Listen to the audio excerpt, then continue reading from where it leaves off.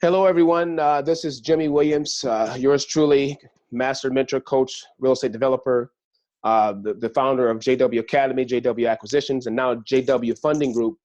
And I'm speaking to a variety of audiences. If you know me from Facebook, Twitter, Instagram, YouTube, soon we're trying to do something with LinkedIn. That's coming soon. But I'm coming to you today with another very powerful, informative video.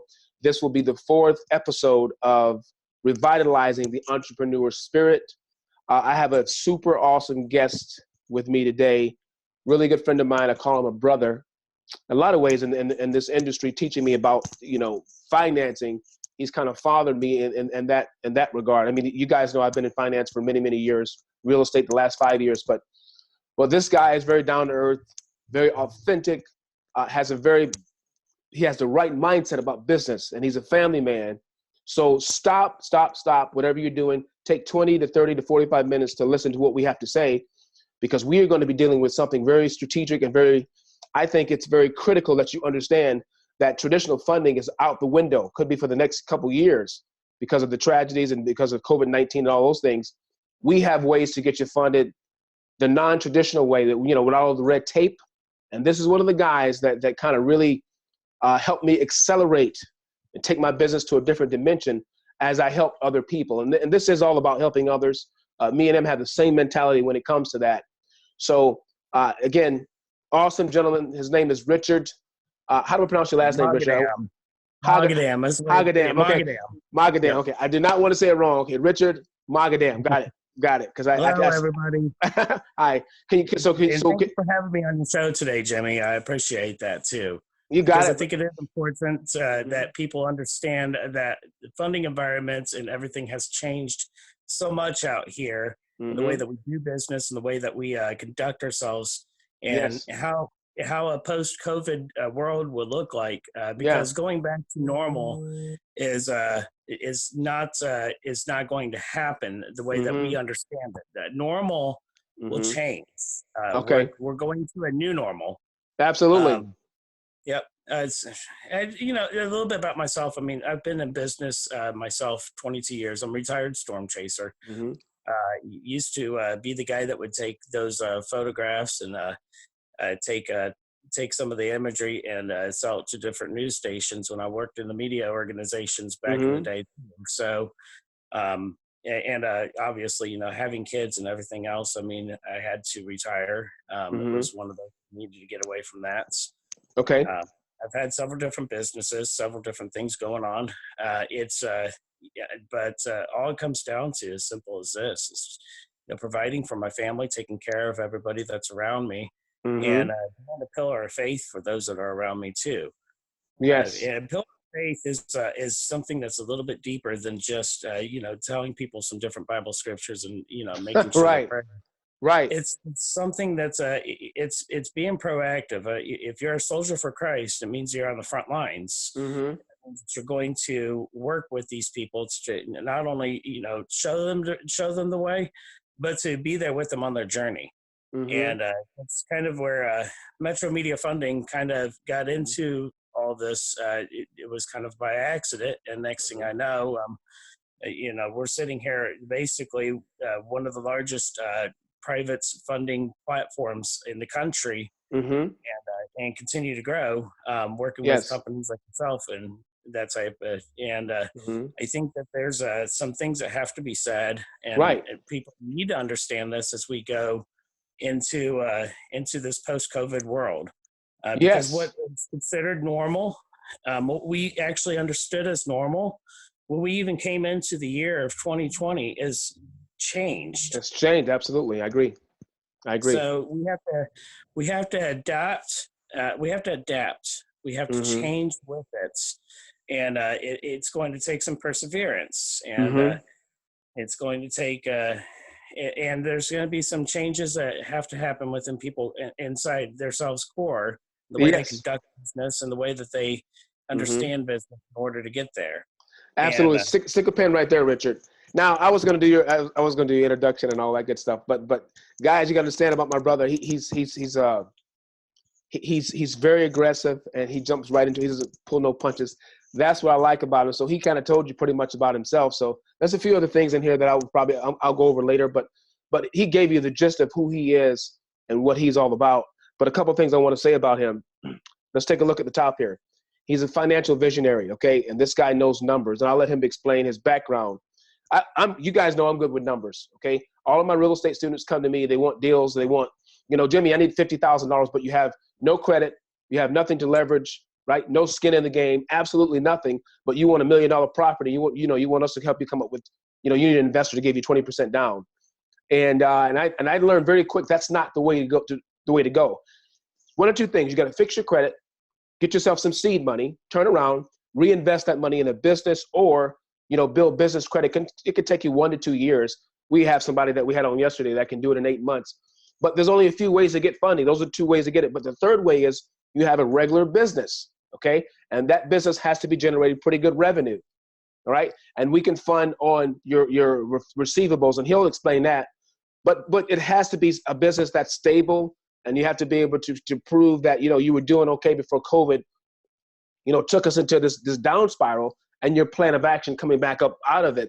So that's why I really connected with him, because remember, I was doing this for 9 or 10 years. Richard's the first guy that really took me by the hand and kind of mentored me and said, hey, Jimmie, this is the way we do it, and can actually get it done. Some mentors can talk the talk. I call those guys gurus. They want $3,000 or $4,000 for you to give you a few ebooks and a couple of webinars and all that, and then tell you to go do it. A real mentor is going to take you by the hand, show you how to do it, and then give you access to things. Okay, when I tell you I've done several deals, that's more than 2 I've done with this guy. He's always paid on time. He's employed over about at least 10 people. He'll tell you all that for over 10 years. He's employed these people for over 10 years.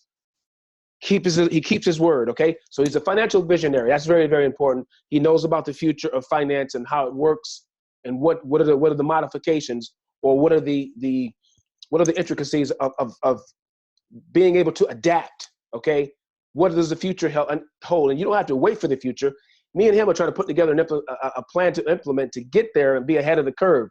That's what I like about the guy. We're not waiting for things to happen to us. We're making it happen. He's a direct lender. That's why we focused on coming together. So we are partners in direct lender. We're not going to a third person unless it's absolutely necessary. We can't get the deal done in-house.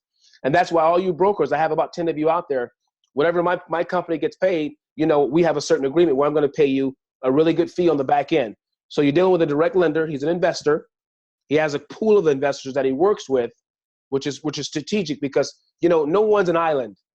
Right? You want to go buy $100 million property. It's best that you get some people to come on board with you. Okay. If you can do it by yourself, that's fantastic. But to limit risk. And another thing they have that I really like is they have a really good risk assessment team. So they can look at a deal. I can smell a good deal, but Richard can see it, taste it, smell it, hear it. I mean, he's on another level of it. He can look at the numbers in about 30 seconds and say, you know what? I don't think we have a deal here. Okay. We already talked about him being a retired storm chaser. We're going to have him talk a little bit more about that. But here's the most important, most powerful thing I like about him. Richard, what you don't know about me is, I'm an apostle. If you look at my page, you can see that. But I have about 23 spiritual children that I mentor and coach in the spirit, in ministry. Other apostles, other pastors, teachers, evangelists, so forth. I have one, my dear spiritual daughter, she died back in 2018, December. She was one of the most powerful. I mean, I love them all. I love all my children. But I don't have any biological children. So, but I have a spiritual family. Okay. My wife and I are praying about maybe having one, but we're not sure yet. But our plate is full. We love what we do. But you are a natural father, 4 biological, and I guess you've adopted one. I'll let you tell that in a moment. But this is what I love about you the most. You found a way to take business, right, and balance that with family. When ministers and preachers come to me, they say, well, Jimmie, God is first. The church is first. I said, no, you got it wrong. When you say God and the church, they're not the same. God is here, or I use the real name because I'm Hebrew, Yahuwah's name, he's here. And then you have your family, right? And then you have the church, and then you have your business down here. Most people try to put God and church, or, just working all the time, and neglect the family in the ministry, and the family gets left behind. Okay, and that was a little bit different on some of that. We're going to be. I'm more along the lines of God has to be involved in absolutely. everything. So I agree. When it comes to your business, and if you're going to be a part of your children and have them all part of everything, right. and you want them to actually learn from you, right. You have to incorporate your family. You have to incorporate your children into your business. Absolutely. Absolutely. I totally agree. If you're planning on leaving a footprint, when we're all dead and gone, and you're leaving a footprint behind for your children to take on the legacy, then they have to understand that legacy. In order to understand where you're going, you have to understand where you came from. Oh, wow. Stop right there. As you just said, that was a golden nugget. You have to know where you came from to know where you're going. Now, something else you didn't know about me, you probably did if you watched my videos, but my grandfather was the father of 17 children, okay? 2nd grade education, and I'm going to bring race into this because it's very important. And the race is South in the 50s. He had an inheritance from his grandfather passed down over maybe, I think at the time it was like 400 or 500 acres of land. That's just on my mom's side. And on my dad's side, they have a big inheritance as well. Land that they bought on their own. Okay, now, the good thing is he never worked for anyone else. He had his own tobacco barn. This man, had his own farm, chickens and all of that. Built his own house in the 50s in the racist South with Jim Crow and all of that. He built this thing. He was one of the first black men in the 50s to have running water because he was a very smart man. He was a blacksmith as well. So he could take parts and weld things together. He built this huge machine. This machine's probably 15 feet in the air. And he was able to take that machine and dig. He did this for a living too. He could dig 100 feet in the ground. He said, Jimmie, there's running water. If you go 100 feet in the ground, there's streams of water. I said, really? He said, that's how you dig your own well. And he would take me when I was 7 years old out there with him, and we would go out to people's, because he got these jobs where they paid him $2,000 or $3,000, to do the job. He would go there and set it up and go down on the ground and do this. And I never saw anybody do that. So he was teaching me, in essence, entrepreneurship at 7 years old. He was teaching me how to use my hands to make a living. And man, this guy built properties. I mean, he did it all. 2nd grade education. You understand that he was passionate about what he did. He did, absolutely. That takes a lot of problem with a lot of business owners is that they chase. I can't hear you. You went mute there. The thing is you went mute there. Re-say that again. You went mute. Yeah, you have to. Yeah, I had somebody had to ignore an incoming call. But the whole thing is that you have to. You have to be passionate about what you're doing. Absolutely. You have to believe in yourself. Yeah. It's the first step. You're going to get into business. You shouldn't get into business just because you think it's going to make a great amount of money, or you're going to do this because you want to make money and you want to turn around. You're getting into it for the wrong reasons. Best businesses out there are people that actually look inside themselves, understand themselves. That's a whole different talk show. And know what their likes and their hobbies are. The last day you'll work in your life is the first day that you can understand how to make money off of what you enjoy doing. Powerful. That's the very, very last time that you'll ever work, okay? Really won't be honest about it. I don't feel like I'm working. I feel the same way. I enjoy this stuff. It's not a job. It's a lifestyle. You have to look at it. Yeah. And when you look at it as a lifestyle, then it's not a problem to bring your kids involved in it. Your kids actually want to become a part of it because it becomes a part of you. You become a part of it. Absolutely. The business has its own identity. This is where a lot of people don't understand. That business is, in essence, of a child of its own. It has its own EIN number. It has its own. It has its own bank accounts. It's its own. You're a part of that. There's a wise thing that was said a long time ago. If you're going into business with somebody, you need to pick your business partner more carefully than your spouse. Wow. Never heard that. Wow. Okay. You have to, because ultimately you're tying yourself to the hips to somebody for the period of that business livelihood. When you get into a relationship with somebody and you create a child, you're tied to the hips to the other parent there for 18, 21 years, depending if the child goes to college or not. Right, of course. That could be the rest of your life. Furthermore, not only could it be the rest of your life, but it could be the lives of your children and whoever you hand your part of that business down to. Wow.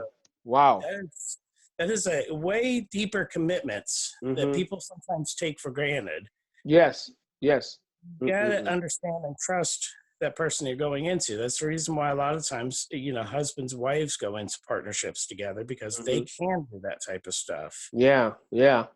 Powerful. Understanding numbers and understanding how business operates, you have to take a look at, first off, if you're looking at a business that you're going into and you're going to create, you have to take a look at what need in the marketplace are you going to provide that is not being met by somebody else? Mm-hmm. If you can provide a need into the marketplace that is not being met by somebody else, Yeah. you have a business. You have something you can grow upon. Mm-hmm. I do kind of want to get into what the difference is with the funding environments, and I've got to tell you, since this whole COVID thing happened, funding environments, they have hostile is the word that comes to mind that describes it. Oh yeah. I think it's worse. I think it's worse. I think you're being nice by saying that. It's much worse, because I've been dealing with some other guys, and it's just like they're telling me that everyone they're working with, it's almost next to impossible because of the fear and the uncertainty. And when fear comes and uncertainty, and then they can't see how it's going to work out, so you're right. It's pretty rough right now.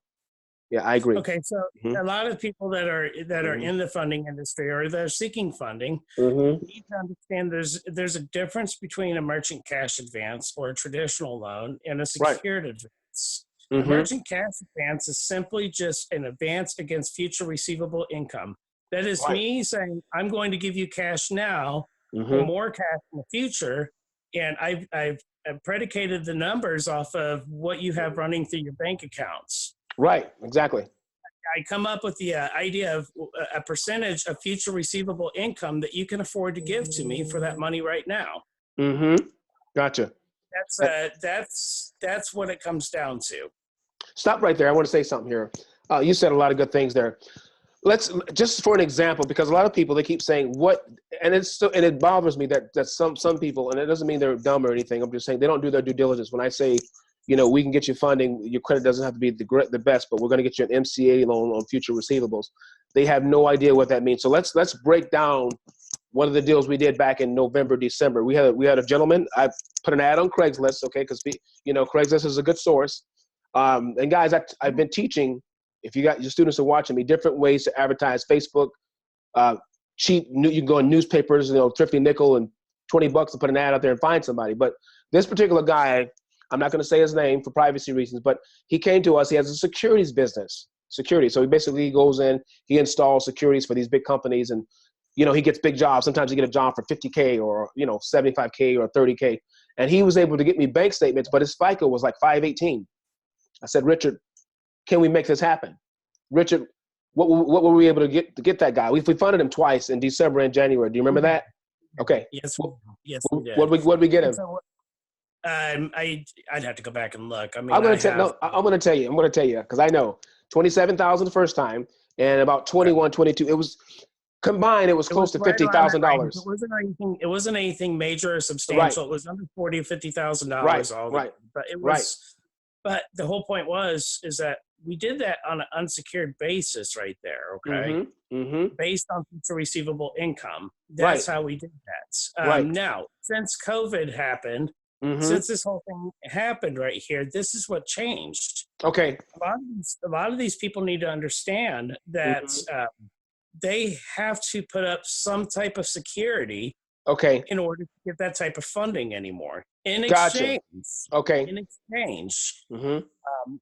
us as funders are going out considerably longer on the terms, being a lot more liberal about how we do underwriting and how we make things happen. Okay, you can have a mortgage in place. Okay, the whole point is having enough equity in that property to basically turn around and secure your advance because I'm advancing you against future receivable income, which is normally not an issue. But the reason why we have to secure using a lien against property anymore is because, well, none of us really know what the future is going to hold. Exactly. Right?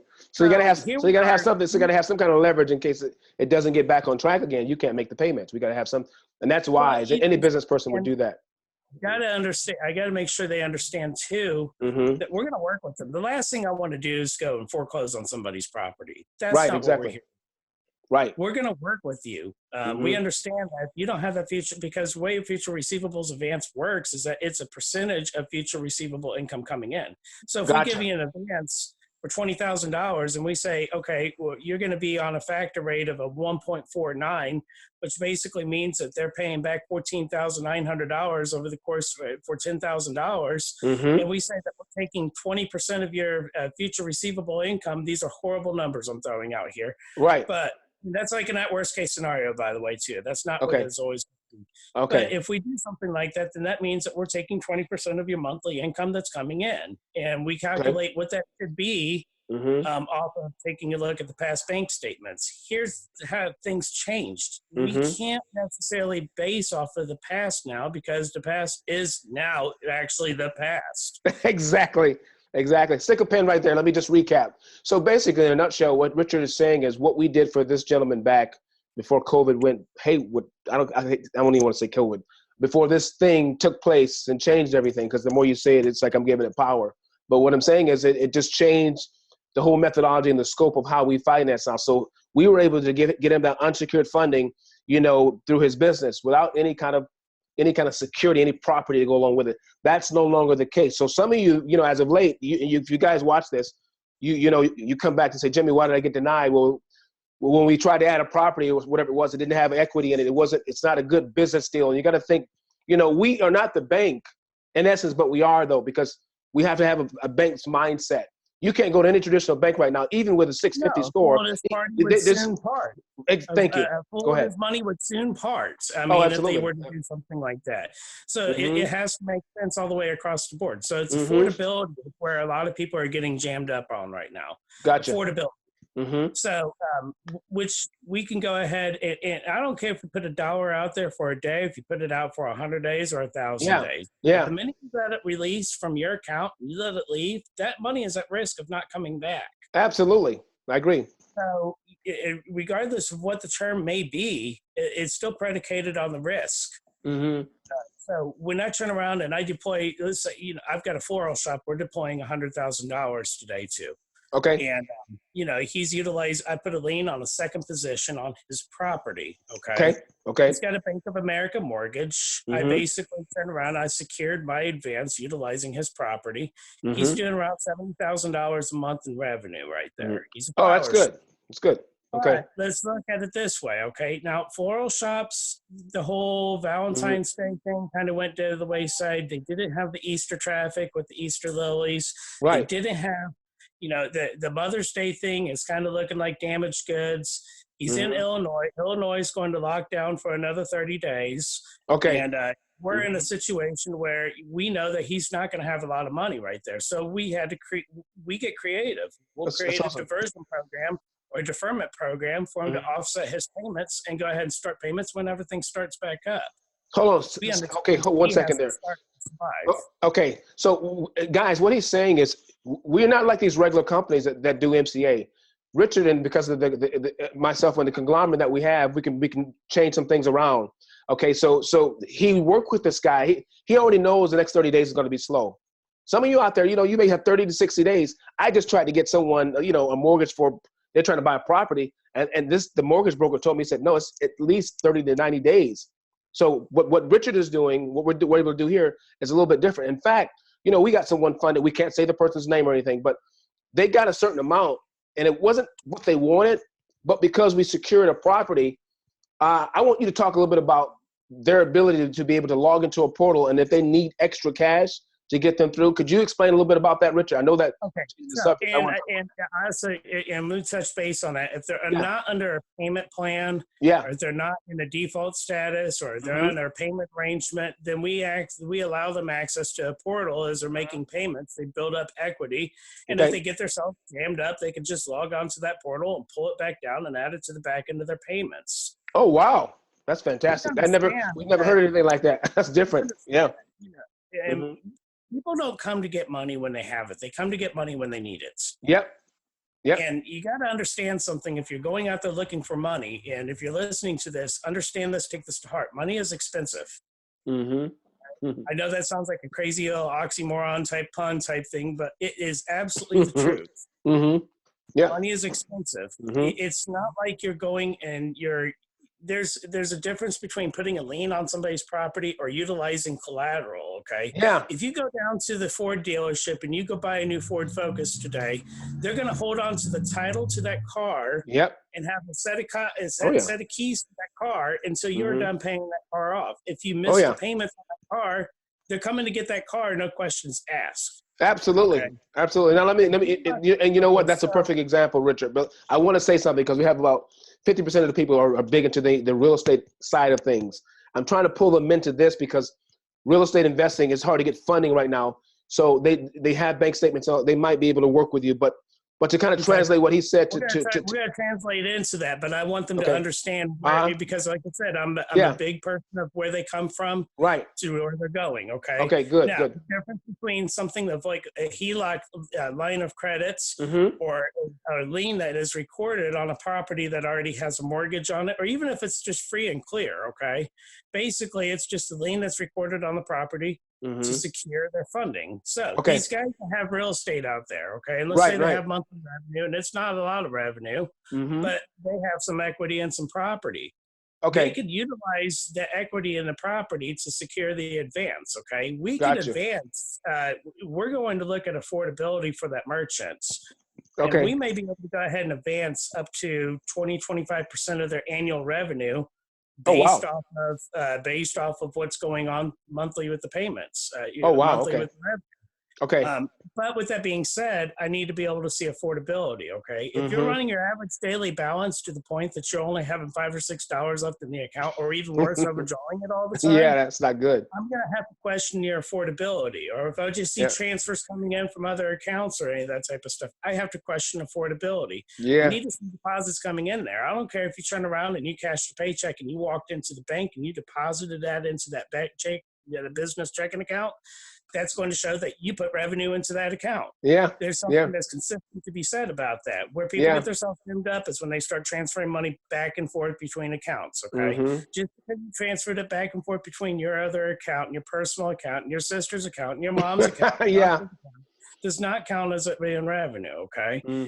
That's where a lot of people get themselves hemmed up and thinking, oh, well, I can go ahead and just transfer this around and we'll just create this whole, transfer program. Well, that's not the way that it works. You know what? Because risk assessment is going to be able to see, okay, why we pull for bank statements in the first place is because we're following the money, okay? In order to find out what the real story is, like Paul Harvey used to say, the rest of the story dodge showed my you have to understand that you have to watch where the money is flowing. Okay? Right, of course. If your business checking account and I see that you're overdrawing it, and I see cash withdrawals, and I see, Netflix coming out of there, and Hulu, and Disney Plus, this, that, and the other, then that tells me you're utilizing that business checking account as your personal account. Remember, your business is a separate identity. You should have your own personal checking account to go ahead and take care of your own expenses right there. The business does not watch Hulu. Right, exactly. Hulu. I mean, that's what it has to come down to, and we have to make sure that people understand that going into this. So it's a matter of behavior of money. Okay. Yeah. It doesn't mean that they won't get funded. It means that they're going to be a little bit tighter on the risk assessment, because somebody like me is going to look at that file and sit there and say, well, what's really going on here? Okay. Because that's going to be the underlying elements. What's really going on here? Right. Exactly. So, now, how your merchant can answer that call right there is that they can talk about what the use of funds are going to be. I use a storybook underwriting platform, which is something different than like Chase and Bank of America and Citizens Banks use a system called an API system. API, of course. Basically just punches in numbers, and if you don't fall within those numbers, it kicks out a denial letter, and that's the end of the story. Okay? Absolutely, yeah.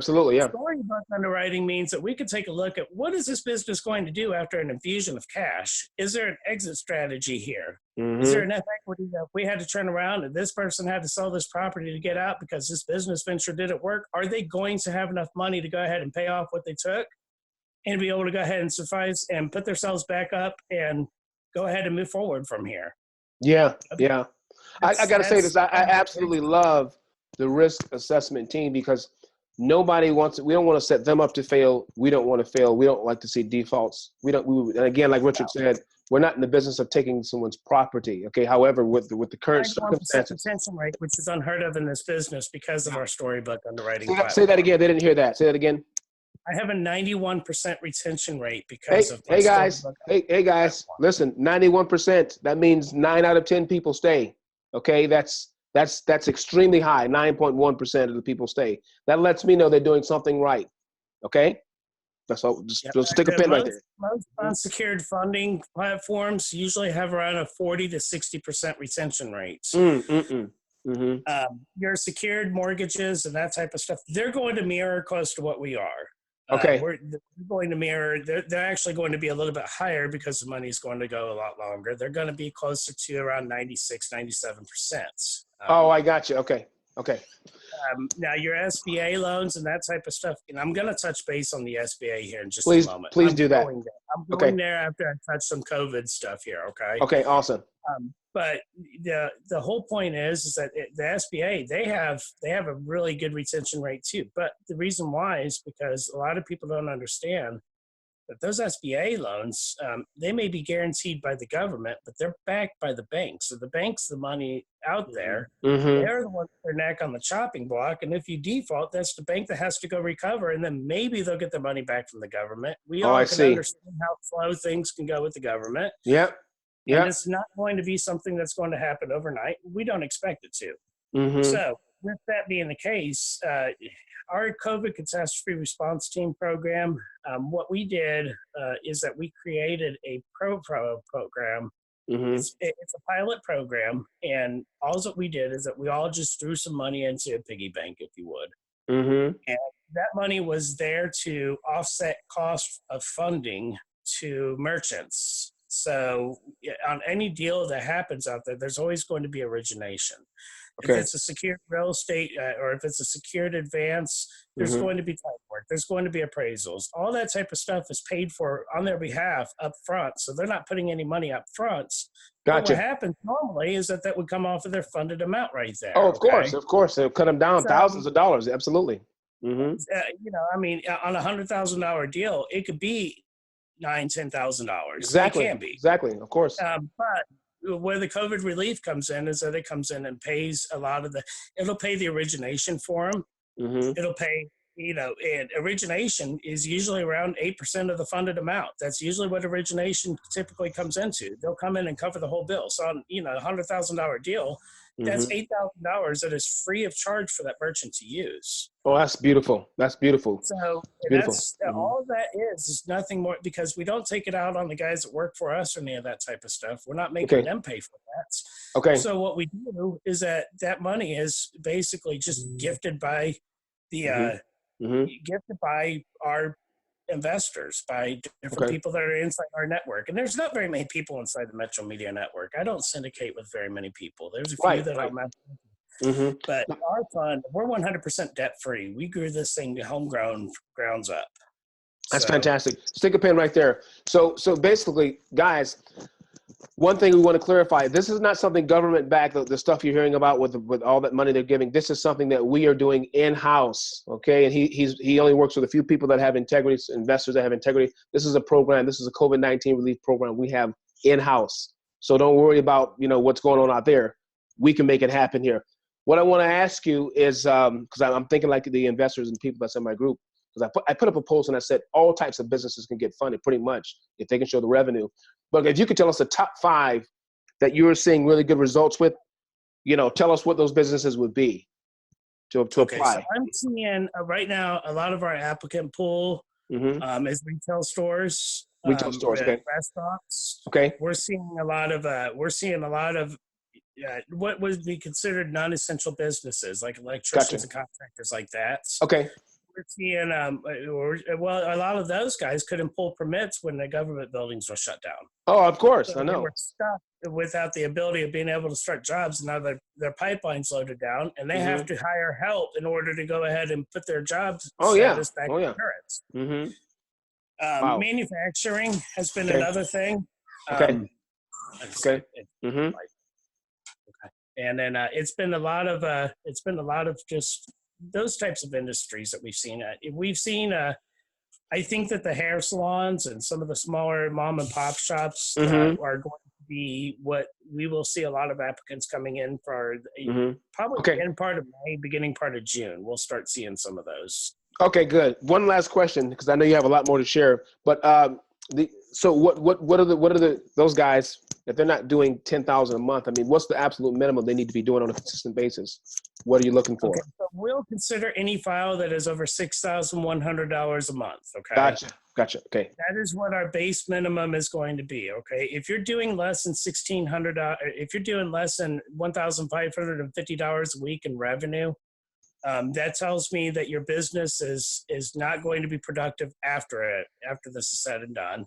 Okay. Yeah, because honestly, and we base that number off of one thing that's predicated. Because if you go out and you put the kind of work into a business that you would into a job someplace, Right. you would make about $1,500 a week working a job. If you're not making that work in your business, then you're not in business. Oh wow!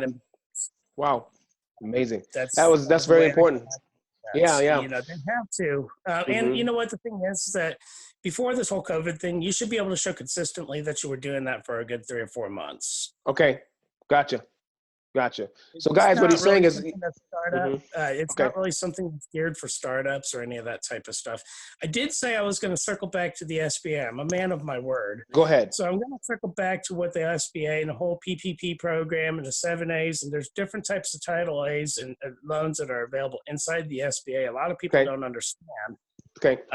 We don't do SBA loans over here. Okay. I don't get involved into that type of stuff. There's a few reasons why. We looked into it and I tried it for about 36 hours and it was about enough for me to go ahead and step away from it when the portal crashed on me literally 5 times trying to put in one applicant. Really? Wow. It was also one of those types of deals where, there's for organizations like ourselves to be able to survive doing SBA loans, there's just not enough money for brokers to be able to make an honest living doing one of those. Okay. So we had to step away from that. We just decided we were not going to participate in that. And that's kind of the reason why we started our own program. Okay. We put our own funding into our own program, and we decided that we would just answer the call in a different format. And you know what the thing is? It's taking off because a lot of these people out here don't qualify for SBAs. Absolutely. 80% of these businesses will not qualify for an SBA. Wow. If your credit score is not over a 720, and you have not been in business for at least 2.5 years, there's no reason for you to go and do your SBA. And furthermore, if you go and do an SBA and your taxes are not current, they're going to get you current. They're going to get you all the way right. You need to make sure you're current and correct on your taxes. And that means payroll taxes too. Okay. People are like, why am I getting the PPP? Well, here's why. You didn't cover your payroll taxes. That's right. You have to cover your payroll taxes. You have to be current on that at the time of funding. So you may be current at the time of application, but when you go to funding, you may realize that you're putting out a good chunk of money to go ahead and get that current before you see your funds get released. Wow. People don't understand that's the type of stuff that's going on right there. Amazing. And the other thing is too, is in the large scope of the world, $440 billion being divided up into literally 723 million businesses out there. 700 something. Oh my God. That's not a lot of money when you start dividing it up. And then oh my gosh, that's crazy. 20% of them are going to take a good chunk of it right off the top, and they're going to fund their buddies at the bank and that type of stuff. And if you're not on the inside little group right there, you're not on the little network right there, right. Forget about it. And this could be a conspiracy theory, what I'm going to say, but I think sometimes like the websites that they give us to go to is not the same stuff that they have access to, because if it's crashing for us, it should be crashing for everybody, but then you find out that it's crashing for everybody. I got to tell you, because I thought about that too. I made some phone calls. I know guys in banks everywhere. Okay. Anyways. Yeah. A few banks are buddies of mine. I've got a buddy of mine. He's vice president of a Bank of America. Wow. Okay. And he was like, let me guess, you're having system problems too. I sat there and said, I was like, the thing's about to make the computer set on fire, not much less crash in 2 hours. I'm like, we don't want any of that part of this. He's like, well, we don't either. Wow. The problem is like I've got 40,000 people on the door right now looking for these things, and I don't even want it. That's He's like, do crazy. you want them? I was like, don't send them over here. Wow. Wow. So it was real. It was actually real. That's crazy. We can handle a good file load. My underwriting team, we can handle anywhere from 300 to 500 applicants a week. Okay. That's good. We can deploy up to $1 billion weekly. But we could not handle the whole SBA dog and pony show, better lack of terms right there. Okay. So, yeah. So guys, did y'all hear that? Their revenue, they can handle 300 to 500 applications a week. That's why I love them. He's employed some of the people he's employed. They've been with him for several years, and they can do it. Yeah. All veteran crew. It's a big family. That's what it is. I mean, absolutely. It's all just they've all been here. We all know each other. I don't have turnover rates in this business. I don't think anybody that's ever started with me has left.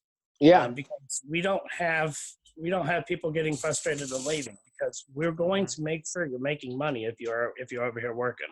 Oh, absolutely. And my personal story, I told you I've been doing this a long time, but when I ran across Richard about 6 months ago, he began to kind of show me certain things, and I started doing my own advertising and bringing in deals. And, Richard, you don't know this, but a year ago, if you look at that Facebook group, over close to 17,000 members that was my wife and I started a year and a half ago, I kept telling them one day I'm going to find a good funding source, and I'm going to joint venture, and I'm not going to be brokering and being 3 and 4 people from the funder. We're going to work it out where I'm going to have access.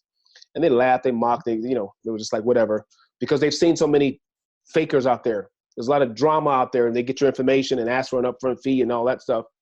And long story short, no one pays a fee up front ever. Not even for appraisals, not even for title work. Yeah. We don't want you to pay a dime up front, and we are 110% direct.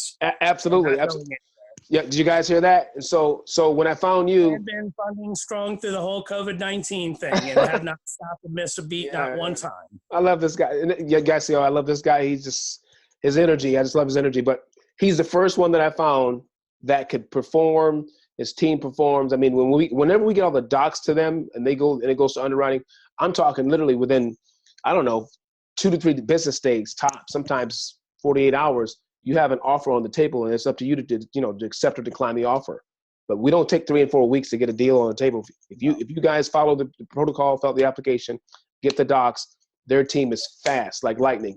Okay, so if you're out there and you're looking for funding, and you heard all what we said here, go rewind this over and over again so you get an understanding of what we do, because I don't want you wasting your time, and we don't have time to waste, but we want to put money in your pockets the right way.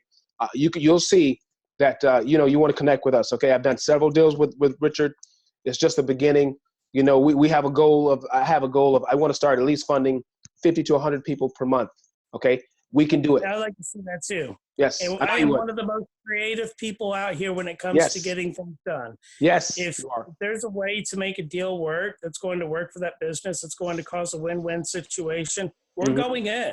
We're going in. We're going to jump in 2 feet deep too. We're not going to worry about it. Yes, we're going to go all the way in.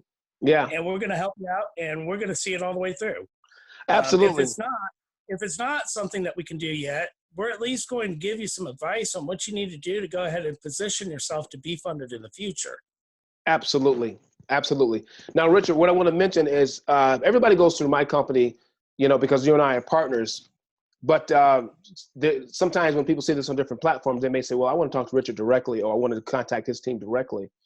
I will give them that ability, as long as you guys, you guys have just mentioned that, hey, I saw you on Jimmie's show. The only thing you need to do is that if you go online and you fill out an application at MetroMediaFunding.com, there's a section in there that's going to ask you, how did you hear about us? Okay. Right. You need to mention, how did you hear about us? It's a direct question. Give us a direct answer. Tell us it was Jimmie. You saw it on the show. Absolutely. Right. Exactly. That's right. That's it. No. If you leave that space blank, believe me, somebody from my back office is going to call you up, and they're going to ask you, how did you hear about us? Absolutely. And I love your team. As a company too. We have to know believe me, I will follow the dimes out the door. If I know. Yeah. And I'm going to tell this story. We got a deal done a while back, and something happened when it got to closing, and my company got my fee, and all that. And there was a little mistake there. Richard went back and he said, no, Jimmie, we need to fix this problem. I said, it's no big deal. I said, no, things happen. He said, no, I'm going to make sure that you get paid. And I got paid that following week. So, you're dealing with a man of integrity. You're dealing with a family man. Something up to me about men that love their wives and their children. It sticks home with me. So in closing, I want you to tell us a little bit about your family, what you want to share, and what does your family mean to you? I mean, we already know that what the Most High means to you. We know He's first, but you kind of let us know. Yeah. I'll be quite honest with you. The reason why I keep going and the reason why I get up in the morning and I push as hard as I do is for these kids. Awesome. That's the motivation that should keep anybody going. Absolutely. It's not that I want them to be spoiled brats either and have everything handed to them. I want them the only thing I'd want for them to carry from me at the end of the day, if I was to drop dead tonight, if they actually learned the ability to how to go out there and make it on your own, then I did my job. Awesome. Awesome. My 15-year-old daughter, she's sitting here. You can't see her right now, but she's actually listening to this right now. She's really? Awesome. All right. I'll flip it around real quick. Say hello. Hey, now how are you today?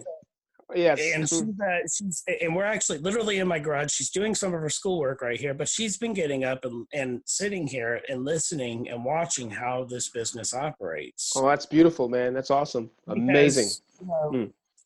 When it's all said and done, it means I've given them an ability on how to do something to make money in the future if something was to happen to me. And a lot of people don't know this. I'm kind of a woodsmith too. I build things and my home is 123 years old. So I like working on different things. It's a kind of a hobby to me.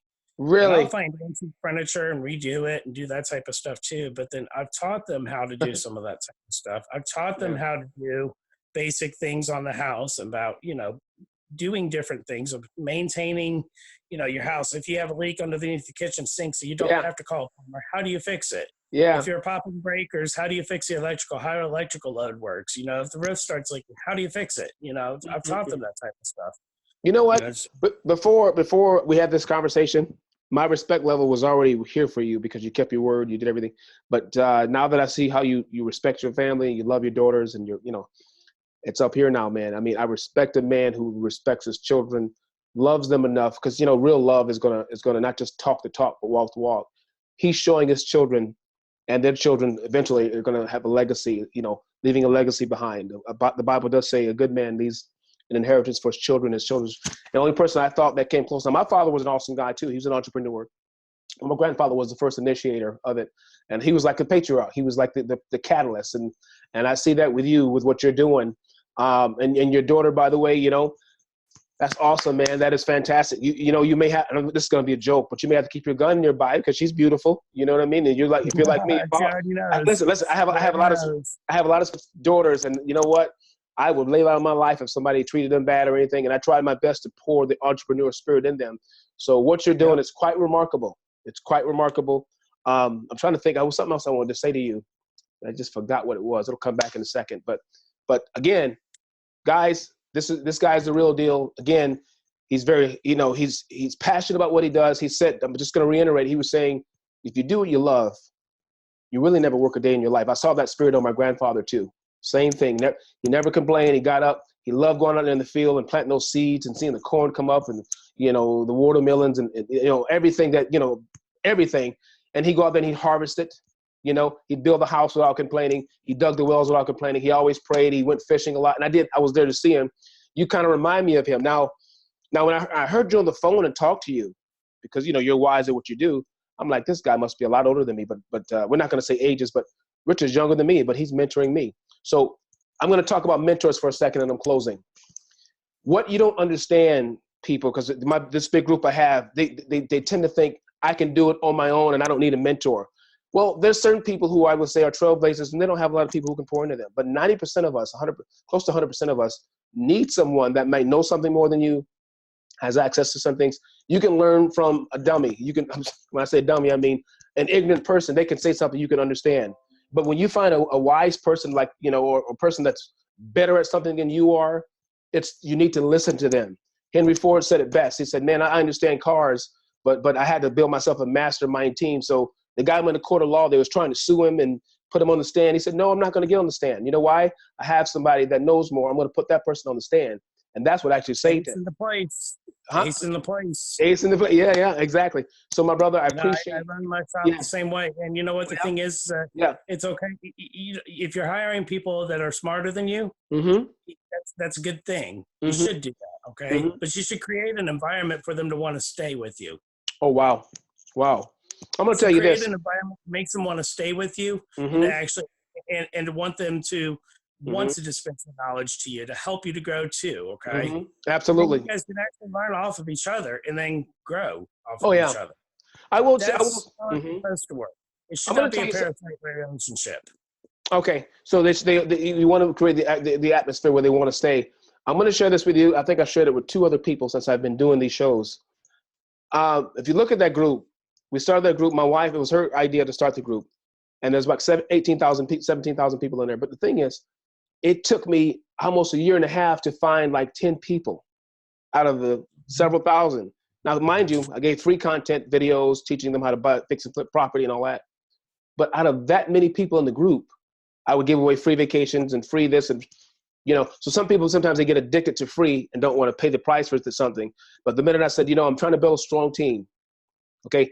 Now, Richard, you've had a team for a long, long time. This is fairly new to me, really. I'm like we're trying to develop a juggernaut here, but it's still in the infantry stages. It took me a year and a half. If you look at my banner up there, those people you see up there, I've been knowing them. I had to test and see how they are, and we bounce off of each other and to build that trust and to let them know, listen, I can learn from you.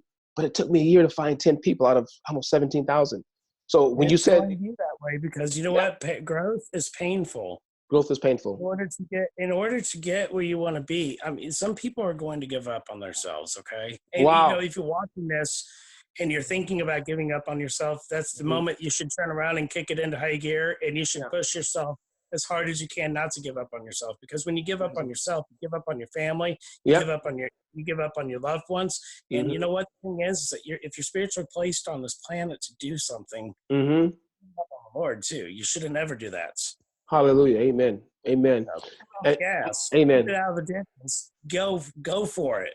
Yeah. Go for it. Find what you are good at and do it the most. And you know what? You'll gain traction. You will. You know what? Brokers that you'll have that may not anything other than just contacting people. Yeah. And getting them interested in learning more about your services. Okay. Yeah. Then that's where that person belongs. Okay. In any business, you may have somebody that may be such a good customer service role model right there, right? And actually pulling information or getting things situated for your sales presentations or whatever it is for your sales organization. That person belongs right there. Yeah, and you need to horn their skills to make them masterminds in their particular parts right there, because then you build a team.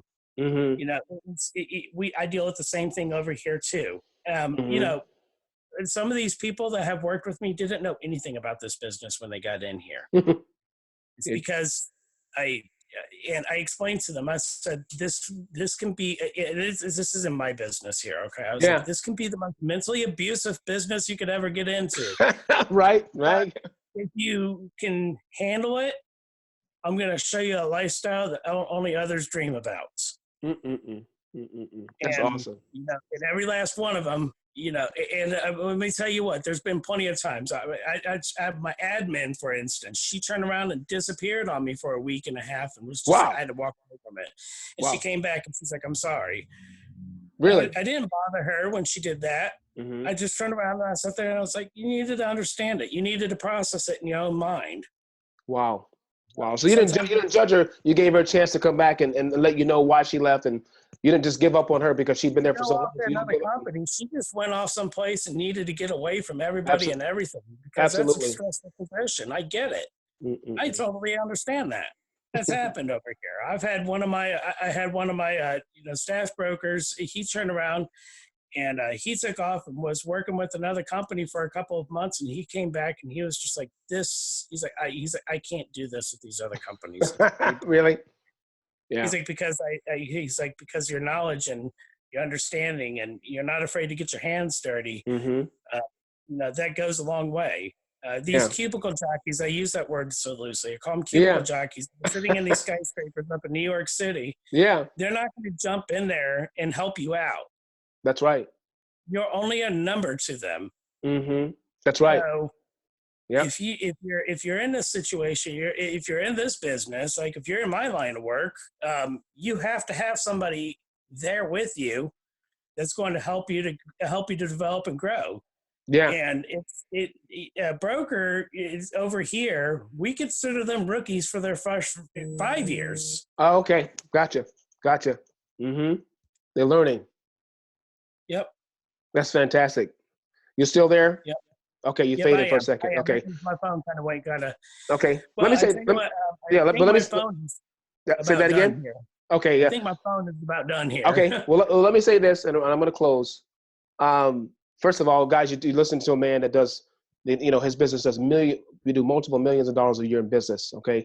And he's telling you some of the key secrets to success. Okay. Put others first, build a conglomerate of people that want to be around you, and help develop and give. And I always tell you, the more you give, it comes back. It's a spiritual law in Genesis. Whatsoever a man sows, he's going to reap. That's Galatians 6. But in Genesis, it says, as long as the earth remains, it'll be seed time and harvest time. And so I kept looking, and I finally found him. It took me years, but look at his own life, okay?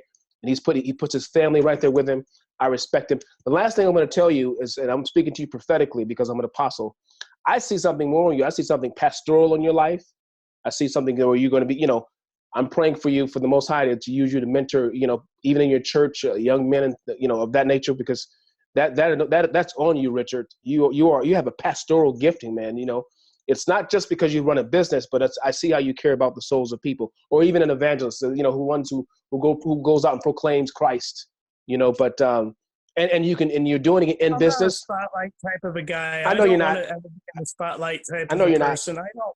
First off, I'm a jeans and a t-shirt type of a guy. I know you are. I know. I don't fit the image of that type of a person. I don't. Yeah, but let me finish so you understand this. I'm not telling you how you have to look. I'm telling you what's on you. Like, you have that leadership quality about yourself. You see me in a suit. I know, but I can do it from the backside over here, and that's the way I'd rather do it. You rather do it from the back? From behind the scenes. Well, I don't want the spotlight. I don't want you to have the spotlight. I want my Lord to have the spotlight. Yeah, absolutely. Well, listen, this is this. I'd rather have it.